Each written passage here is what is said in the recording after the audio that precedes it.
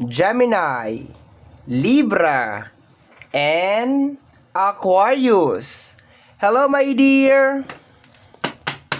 Welcome back sa ating YouTube channel.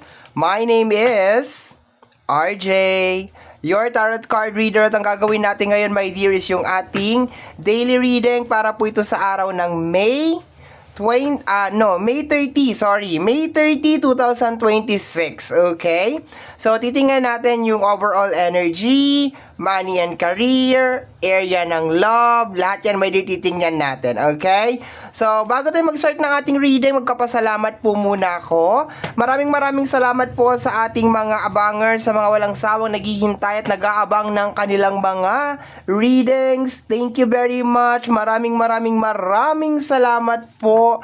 And gusto ko rin po pasalamatan yung mga napadaan, napasilip lang dito sa ating channel. Thank you so much for dropping by. Hello. And maraming salamat po sa ating mga bagong subscribers. Hello my dear, welcome po sa ating channel. I hope na mag-enjoy ka dito sa ating channel at mahanap mo kung ano man ang iyong hinahanap dito sa ating channel. Okay, so let's go na tayo my dear. Air sign, Gemini, Libra, and Aquarius. Once again, para ito sa reading ng May 30, 2026.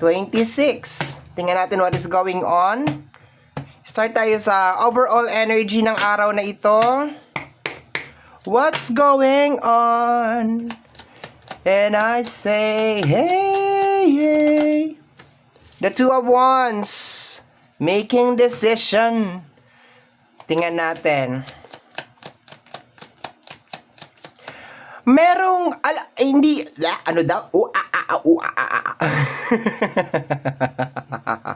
Kinakain ko na naman yung salita ko. Ito na naman, nakugutom na naman. Teka lang, magkakape muna ako. Paghahalata, hindi pa nag-aalmusal. Teka lang. Okay. So, actually, gusto ko naman mag-reading ng wala pang laman ng tiyan ko. Mas maganda ngayon, mas alert ako. Pero yung bunganga ko talaga naghahanap ng makakain eh. Wala siyang mahagilap kaya yung mga salita na lang ang kinakain niya. Okay. So, we have here the energy of the Two of Wands. Yung gusto kong sabihin kanina, my dear, is ang Two of Wands, tuwing lumalabas yan, is nagbibigay siya ng energy sa akin na nai-stuck ka sa isang sitwasyon. At ang bagay na nagpapa-stuck sa'yo is yung paggawa ng desisyon. Okay? Yung paggawa ng desisyon, my dear. Are you susulong? Are you aatras? 'Di ba yung parang ganun na energy ang Two of Wands? Okay, kunin pa natin yung mga kasama niyan. Okay, pagpasensyahan nyo na ha. Kasi yung bibig ko talaga, naghahanap talaga lagi na makakain yan. Okay. Lately, gusto ko talaga nagpa-fasting. Okay, we have here the energy of... Paano ba? The Hangman. Di ako nagbabasa ng reversal. May mga cards ako para sa reversal, pero ito hindi to para sa reversal. Yes, my dear. Possible. Possible, my dear, na nasa isang sitwasyon ka, my dear, na hindi mo gusto. Kasi hangman yan. Pero, ang kagandahan lang sa hangman, my dear, is binigay sa'yo yung sitwasyon na yan para meron kang matutunan. Hindi yan ibinigay sa'yo para parusahan ka. This is just more on, meron pa rin talaga tayong free will. So, gawin natin yung free will natin according sa kung ano yung nararapat sa buhay natin. Okay, let me see, my dear. Additional cards, we have here the Nine of Cups, okay? Related sa yung mga manifestation, no? Kung meron kang pangarap, go get it. Okay, go get it. Yun lang sasabihin ko, my dear. Go get it. Meron ka mga gustong mangyari sa buhay mo. Meron ka mga pangarap. Slowly but surely sa energy ng Six of Swords, okay? You just need to believe on yourself, okay? Maniwala ka lang sa sarili mo. What is this? The High Priestess. Okay, dinalaw ka ni High Priestess. Okay? Ang High Priestess is energy of revelation. So, sinasampal ka ngayon, my dear, ni High Priestess tungkol sa katotohanan. Okay? So, kaya ka nagkakaganyan, nagkakaroon ka ng Two of Wands, making decision, my dear, because dinalaw ka ni High Priestess. Ngayon, sabi ni High Priestess, may gagawin ka ba para maayos yung sitwasyon mo or wala kang gagawin para maayos yung sitwasyon mo? Okay? So, ganun lang naman yon. Let me see my additional cards tayo. We have here dalawang card, the Two of Swords, denial card kasama ng ating hangman. Okay? You cannot deny forever. Okay? Dinadalaw ka na ni High Priestess, so ibig sabihin pinapakita niya na sa iyo yung realidad, yung katotohanan, and hindi mo siya pwedeng i-deny ng i-deny, my dear. Normally, bilang isang tao, ang ating energy is dapat move forward lang tayo, no? Dapat pasulong lang yung energy natin, okay? Kasi yung edad natin di ba? Alam ka namang 36 ka ngayon, pabalik 35. 34, 33, di ba hindi? Di ba? From 34, 33, 32, 32, 31, pabalik pa rin ang bilang ko, bakla. No? So, 30, 35, 36, 37, 38, 39, 40. No, pasulong tayo. Kasi, kaya dapat yung energy natin pasulong din. Hindi tayo pabalik. No? So, we have here the energy of the Queen of Cups, understanding na para matupad ang mga pangarap mo, my dear, you need to embody si Queen of Cups. Okay? Si Queen of Cups is connected sa energy ng understanding, nasa area ng emotion. You need to control your emotion, my dear. Meron talaga mga bagay talaga na hindi mag-work according to your plan and you just need to accept it. Okay? Look at the positive side, my dear. May lesson, hangman. Okay? Let me see, dalawang major arcana, 8 of Sword. Okay, yes, confirmation, my dear. Nasa isang sitwasyon ka na hindi mo gusto, kasama ng 6 of Sword, 8 of Sword. Yes, slowly but surely, my dear. Kaya yan, no? Kahit gaano pa kapangit ang sitwasyon mo ngayon, basta you believe na magiging okay siya. As long as you believe na kaya mo yung isang sitwasyon, kaya yan, okay? Basta tanggapin mo lang, my dear, sa energy ni High Priestess over here. Dalawang major arcana sa spread natin, High Priestess and the Hangman. Hangman may kinalaman sa situation mo as of this moment, and High Priestess may kinalaman sa revelation. Okay po ba yon? Okay, so let's go tayo, my dear. Air sign sa area ng iyong money and career. Silipin natin. Let me see what is going on. Okay lang yan, my dear. No? Mahirap talaga pag pinapakita na sa iyo yung katotohanan na, oy, eto yung mundo, bakla, wake up. Eto talaga yung realidad. May gusto kang mangyari sa buhay mo, go get it. Kumilos ka, gumalaw ka, yung mga ganon. Do something, do some magic, ganon. Okay, let me see, my dear, what is this? We have here the energy of the Three of Cups. Small celebration, okay?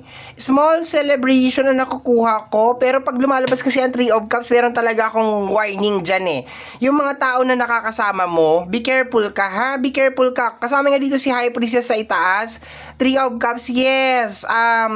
Paano ko may papaliwanag to? Small celebration, small victory, pero be careful ka sa mga taong nakakasama mo, ha? Okay. Dapat nandun lang tayo sa mga good influence, okay? We have here the energy of the Empress, energy ng growth, acceptance, maturity. Hindi pwede, my dear, na tuwing nalalagay ka sa isang sitwasyon, okay? Okay. 'Di ba? Minsan kasi ang Three of Cups is overspending. Oo, overspending, over celebration, walang hanggan na saya. Okay. No, sorry to say, my dear, na yung mga celebration talaga, my dear, temporary lang siya. No, hindi talaga pwede na magdire-diretso siya. No? So, sorry to say that, my dear. Energy ng Empress over here. Ano to?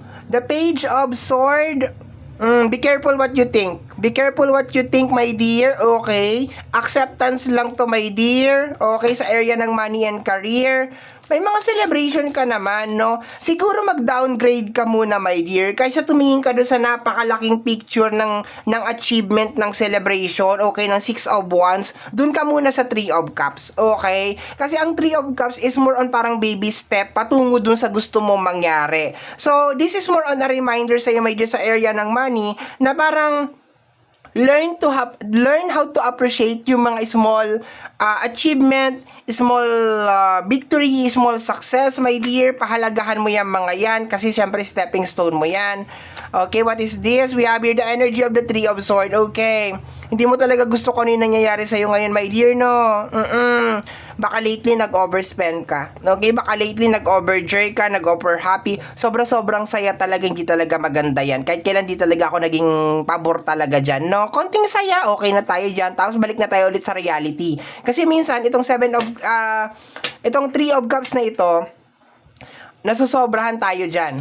Let me see, we have here the energy of the Page of Pentacles. Okay, be careful with your action. Okay, Page may kinalaman sa pag-iisip. May dalawa kang page over here. Okay, Pages may kinalaman sa pag-iisip, pag-aaral. Page of Swords at saka Page of Pentacles. How the way you manage your money. Tama yung sinasabi ko kanina, my dear, na pag nagkakapera ka, pahalagahan mo talaga, no? Be careful ka sa mga taong nakakasalamuha mo kasi mahirap trabahuin ng pera, mahirap kitain ng pera. So, wag talaga basta-basta gastusin, wag talaga basta-basta lustayin, okay? Learn how to be matured sa energy ni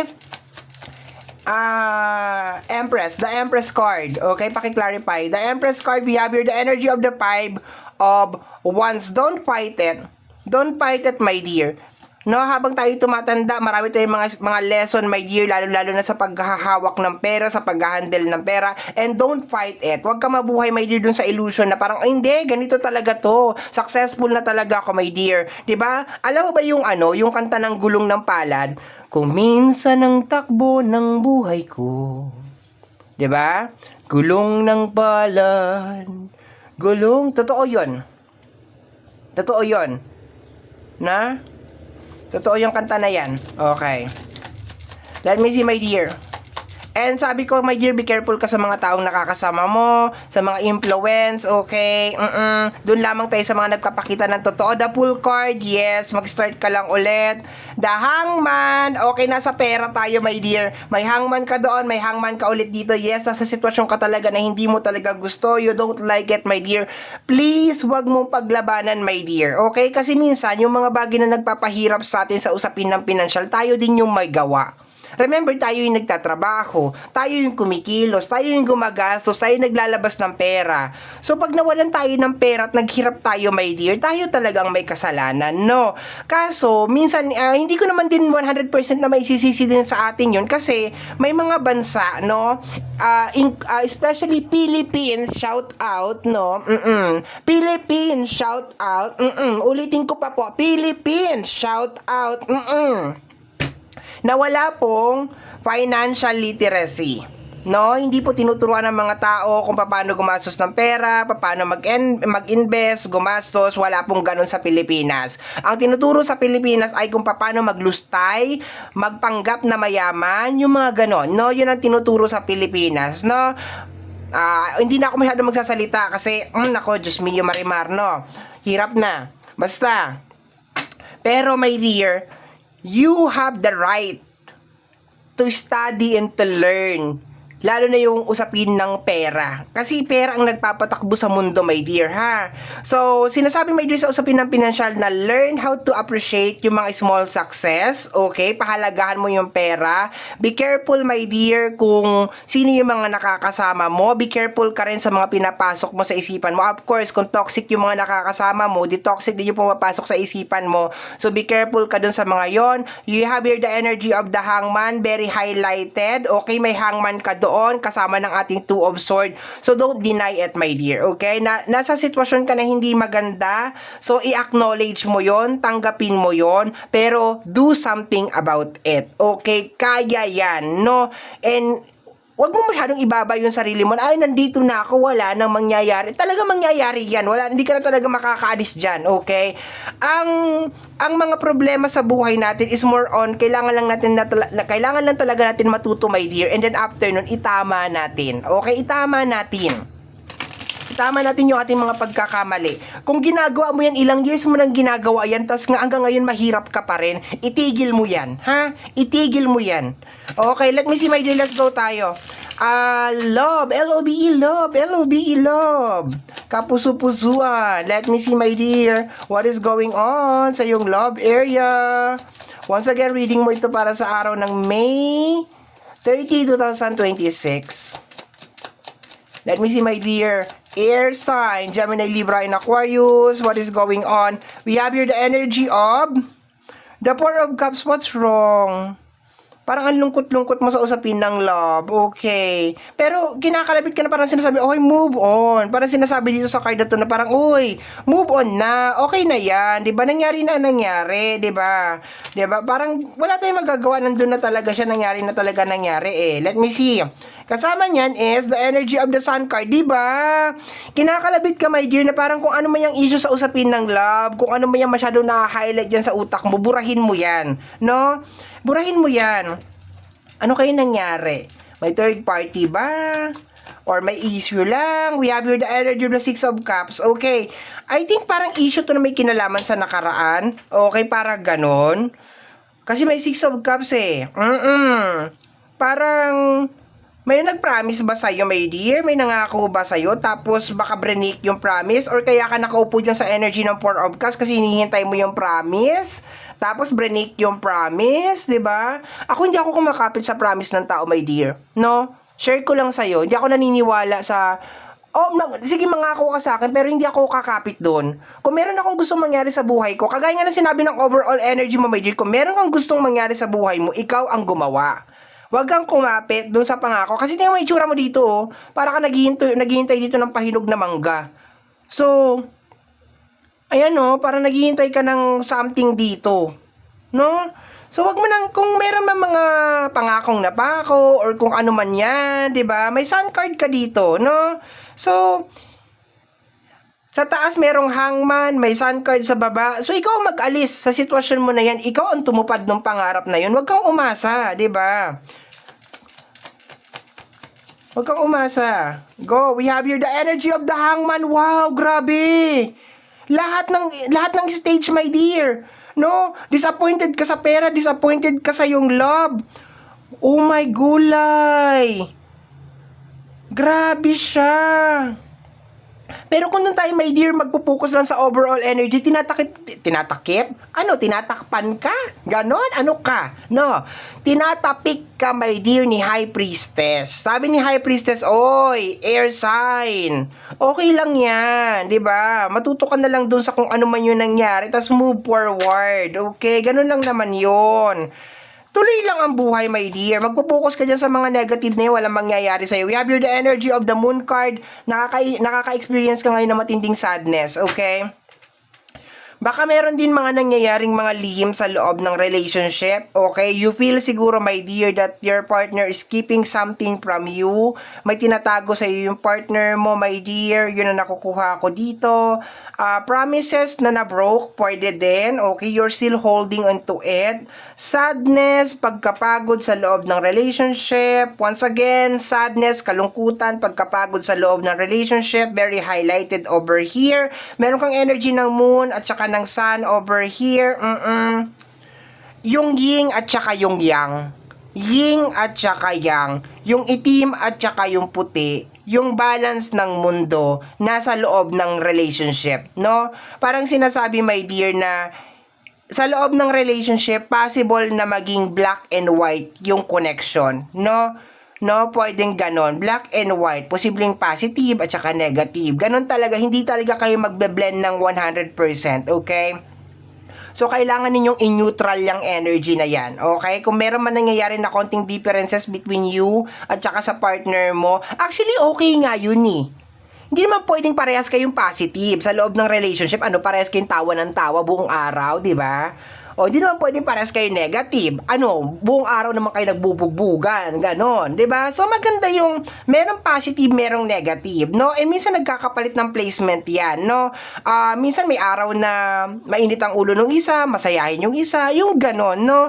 Hindi mo pwedeng pilitin, my dear, na pag malungkot ka, may miserable din yung partner mo. Yes, dadamayan ka niya, pwede naman, pero hindi pwede na ganon, no? That's what make the relationship very, very complicated. Ganon na ba kahaba tong reading natin? 18 minutes. Let's go na tayo. Laban na. We have here the energy of the Two of Cups. Actually, maayos pa to sa loob ng relationship. Kinakailangan lang talaga ninyo mag-start all over again. Pag-usapan yung mga bagay-bagay. No? Baka, kahit na siguro matagal na kayong dalawa, baka hindi pa talaga ninyo lubusang kilala ang bawat isa. Okay? So, I think this is the time na, my dear, na mag-spend ng time sa bawat isa. Pag-usapan yung mga bagay-bagay, yung mga differences, yung mga pagkakaiba. Okay? Nang hindi kayo nag-aaway. Okay? And if just in case meron ng mga sitwasyon na hindi mo gusto, my dear, you can actually open up it to your partner and alamin ninyo parehas kung paano ninyo masusolusyonan yung bagay na yun. 'Di ba? Magtulungan. Ganyan naman talaga ang relationship, my dear. Ano, maghilahan pa ba? Good luck sa relationship. Let me see, my dear. We have here the energy of the Six of Sword over here, okay? Kaya nyo yan. Six of Sword over here sa overall na energy, Six of Sword sa energy ng love. Ibig sabihin, slowly but surely, kaya nyo malagpasan ang bawat isa. Kung i-acknowledge ninyo, my dear, na kailangan ninyo ang bawat isa para ma-overcome to or inumpisahan ninyo to ng kayong dalawa, okay? Kaya nyo rin itong tapusin ng kayong dalawa. Okay, yun ang nakukuha ko dyan. May six of sword tayo, May 6 of sword tayo sa taas, may 6 of sword tayo dito sa baba. Okay? So, sa energy ng love, yung sitwasyon na kinakabilangan dito, may dear, sa bandang side na to, 6 of sword, 8 of sword, 3 of sword, hangman, okay? Itong sitwasyon na ayaw mo, possible na masolusyonan naman to, basta mag-usap lang kayong dalawa. Okay. Let me see.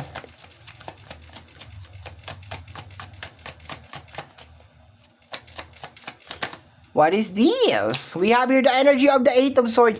Change. Yun talagang pinaka-highlight ng raiding? Ng reading natin today. Hi. Ng reading natin today, my dear. Change. Change is a part of our life, my dear. At wala kang magagawa kundi sundin ito. Kapag tumibok ang puso, wala ka nang magagawa kundi sundin ito. No? Wala kang magagawa, my dear. Kailangan ng change, kailangan ng pagbabago, sa usapin man yan ng pinansyal, sa usapin man yan ng love, my dear. If you believe that you can change something and make things out of nothing, I am Superman. Char! Okay. So, my dear air sign, Gemini, Libra, and Aquarius, ito ang nasagap natin na message, energy, para sa araw na ito, May 30, 2026. Okay? Kagaya po na sinabi ko, my dear, nabanggit ko ba? Baka hindi. Kung hindi ko nabanggit, ngayon ko sasabihin. Kagaya po na lagi ko sinasabi, my dear, ang tanging hiling at dasal ko lamang po sa ating buong may kapal na ang mga readings na ginagawa ko ay nakakatulong po sa ating lahat. Maraming salamat po. Thank you, my dear. Bye-bye.